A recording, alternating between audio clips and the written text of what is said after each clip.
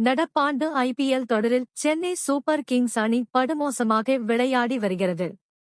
4 போட்டிகள் விளையாடிய நிலையில் மும்பைக்கு எதிரான முதல் போட்டியில் மட்டுமே சென்னை அணி வெற்றி பெற்றுள்ளது. மற்ற 3 போட்டிகளிலும் படுதோல்வியை சந்தித்தது. இந்த மோசமான தோல்விகளுக்கு ரசிகர்கள் பல காரணங்களை அடுக்கி வருகின்றனர். குறிப்பாக ராயல் சேலஞ்சர்ஸ் பெங்களூரு அணிக்கு எதிரான போட்டியில் சென்னை அணி 50 ரன்கள் வித்தியாசத்தில் தோல்வியை தழுவியது. மிகவும் எதிர்பார்க்கப்பட்ட இந்த போட்டியில் சென்னை படுதோல்வி அடைந்தது ரசிகர்களை சோகத்தில் ஆழ்த்தியது. இதற்கு பல காரணங்களை தெரிவித்து வந்தனர். குறிப்பாக தோனி 9வது இடத்தில் களம் இறங்கியதை கடுமையாக சாடினர். இதற்கிடையில் அந்த அணியின் பயிற்சியாளர் ஸ்டீபன் பிளமிங், தோனி முன்பு போல் இல்லை, அவருக்கு முழங்கால் பிரச்சனை உள்ளது, எனவே அவரால் 9-10 ஓவர்கள் களத்தில் நின்று விளையாட முடியாது என தெரிவித்திருந்தார். இது மேற்கொண்டு ரசிகர்களை கோபமடைய செய்தது.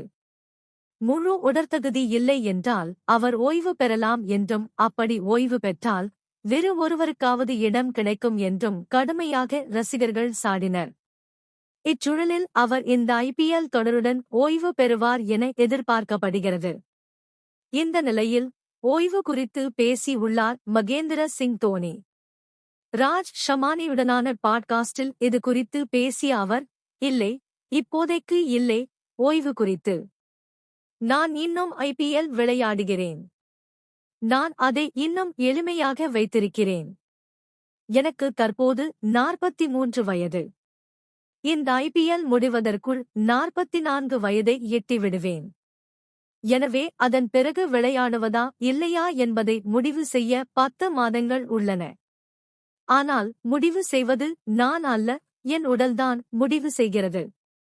எனவே 1 வருடத்திற்கு ஒரு முறை. அதனைப் பிறகு பார்ப்போம் என கூறினார். 2025 ஐபிஎல் தொடருக்கு முன்பாக ஓய்வு குறித்து பேசிய தோனி, நான் 2019ஆம் ஆண்டு ஓய்வு பெற்றேன். எனவே இன்னும் சிறிது காலம் ஆகும். இதற்கிடையில் நான் கிரிக்கெட்டை ரசித்துக் கொண்டிருக்கிறேன். இன்னும் சில வருடங்கள் என்னால் விளையாட முடியும். நான் சிறு வயதில் அனுபவித்ததைப் போல அனுபவிக்க விரும்புகிறேன். சிறுவயதாக இருக்கும்போது மாலை 4 மணி ஆகிவிட்டால் விளையாட சென்று விடுவேன்.